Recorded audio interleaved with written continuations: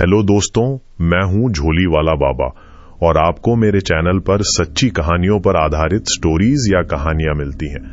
तो मेरी आपसे गुजारिश है, जब आप मेरी स्टोरी या कहानियां सुनते हो तो आप प्लीज उसको लाइक और चैनल को सब्सक्राइब जरूर करके जाया करो।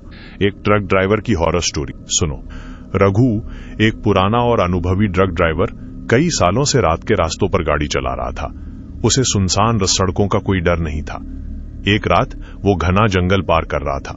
चारों तरफ सन्नाटा था, सिर्फ ट्रक के इंजन की आवाज थी। अचानक उसे सामने एक धुंधली परछाई दिखाई दी। उसने ब्रेक लगाया, ट्रक चरमरा कर रुक गया। परछाई गायब हो चुकी थी। रघु के दिल की धड़कनें तेज हो गईं। उसने चारों तरफ देखा, लेकिन कोई नहीं था। जैसे ही उसने फिर से ट्रक चलाने की कोशिश की, उसे लगा कि ट्रक के पीछे से कोई भारी चीज उस पर चढ़ने की कोशिश कर रही है। रघु ने पीछे मुड़कर देखा, पर वहां कोई नहीं था।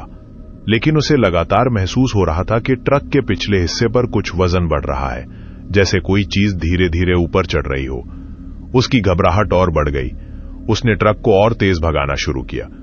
जंगल तेजी से पीछे छूट रहा था। तभी उसे शीशे में एक परछाई दिखी, जो इस बार ट्रक के छत पर बैठी हुई लग रही थी। उसने डर के मारे ब्रेक पर पांव रखा, लेकिन ब्रेक जैसे काम ही नहीं कर रहे थे। ट्रक अपनी रफ्तार पकड़ता जा रहा था।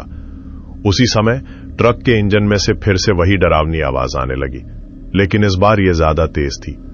ऐसा लग रहा था कि कुछ चीजें इंजन को अंदर से तोड़ रही हों। रघु घबराया हुआ था। उसने पूरी ताकत से स्टीयरिंग थामी, लेकिन ट्रक पर उसका काबू नहीं रहा। ट्रक रास्ते से फिसलने लगा और जंगल की तरफ मुड़ गया। रघु का दिल जोर से धड़क रहा था। ट्रक पेड़ों के बीच से गुजरता हुआ एक गहरी ढलान से नीचे गिरने लगा। चारों तरफ चीखने और टूटने की आवाजें आ रही थी। फिर सब कुछ शांत हो गया। रघु की आंखें खुली तो उसने देखा कि ट्रक पूरी तरह से तबाह हो चुका था और वो खुद घायल हालत में मलबे के नीचे दबा हुआ था। उसे अजीब सी हंसी सुनाई दी। वही परछाई अब ट्रक के टूटे हुए दरवाजे पर खड़ी थी। वो धीरे धीरे रघु की तरफ बढ़ी। रघु कुछ भी नहीं कर पा रहा था, न हिल सकता था, न चिल्ला सकता था। परछाई रघु के बहुत करीब आ गई और तभी उसने रघु को छू लिया। रघु को महसूस हुआ कि वो अपनी सांसें खो रहा है, जैसे कोई उसका पूरा जीवन खींच रहा हो।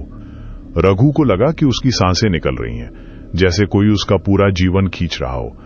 तभी जंगल के सन्नाटे में एक और आवाज गूंजी, किसी पुलिस की गाड़ी का सायरन। परछाई ठिठकी, जैसे डर गई हो। रघु के शरीर में थोड़ी हरकत आई। सायरन और करीब आता गया। परछाई डरकर पीछे हटी और अंधेरे में गायब हो गई। कुछ ही देर में पुलिस की गाड़ी वहां पहुंची और उन्होंने रघु को मलबे से बाहर निकाला। रघु गंभीर रूप से घायल था, पर वो बच गया। रघु अस्पताल में पड़ा था। रातें मुश्किल थीं। उसे लगता था कि ट्रक की छत पर बैठी वो परछाई अब भी उसके करीब है। नर्सें जब कमरे में आती तो उन्हें एक अजीब ठंडक महसूस होती। रघु किसी से कुछ नहीं कहता, बस चुपचाप देखता रहता। एक रात उसे लगा कि उसके कमरे में किसी ने सांस ली है। वो घबराकर उठ बैठा। इस बार परछाई कमरे में के कोने में खड़ी थी, रघु की तरफ देख रही थी।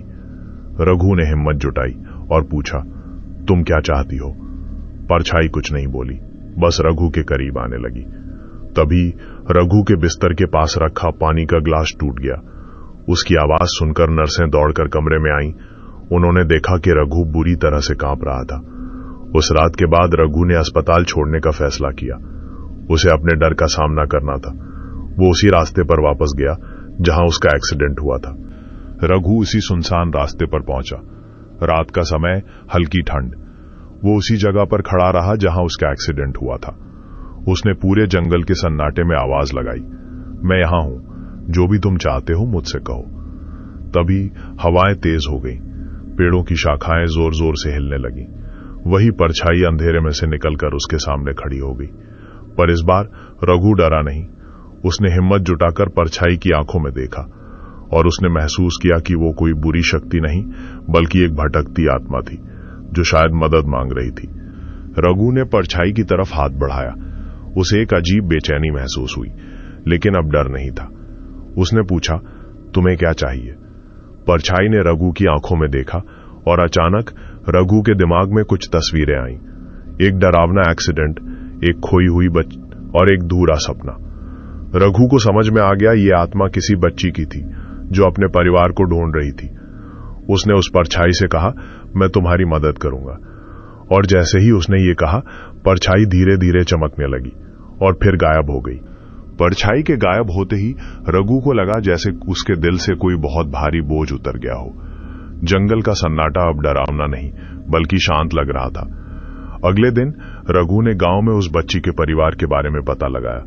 उसे एक पुरानी खबर मिली कि कई साल पहले एक एक्सीडेंट में एक बच्ची खो गई थी। रघु ने उसके परिवार को ढूंढा और उन्हें बच्ची के बारे में सब कुछ बताया।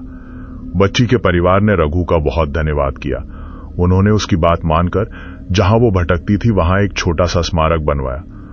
उसके बाद रघु को फिर कभी वो परछाई नहीं दिखी। वो शांति से अपनी गाड़ी चलाने लगा। मैं हूं झोली वाला बाबा। अगर स्टोरी अच्छी लगी है तो चैनल को सब्सक्राइब और वीडियो को लाइक शेयर जरूर करें।